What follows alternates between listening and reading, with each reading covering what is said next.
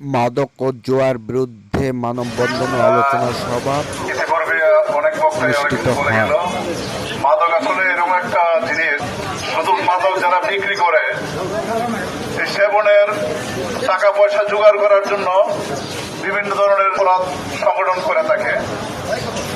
এইসব মাদক ব্যবসায়ীদের আমরা তো সকলেই চাই যে এলাকার পরিবেশটা সুন্দর হোক, ভালো থাকুক। শুধু এটা আন্তরিকভাবে নিতে হবে এবং সবাইকে ঐক্যবদ্ধভাবে কাজ করতে হবে। এখানে সমাজে যারা মাদক ব্যবসা করে চিহ্নিত কয়েকজন লোক, বেশি না, হাতে গোনা মুসলিম 8 থেকে 10 জন মানুষ। এখানে আমি কাজ করেছি, এখানে আমি দীর্ঘদিন কাজ করেছি, মাদকের অভিযান করেছি, অনেককে আমি চিনি। এখানে কে ভালো মানুষ, কে খারাপ মানুষ, কে চোর, কে মাদক ব্যবসায়ী, কে মাদক সেবী, সবাইকে কিন্তু আমরা চিনি।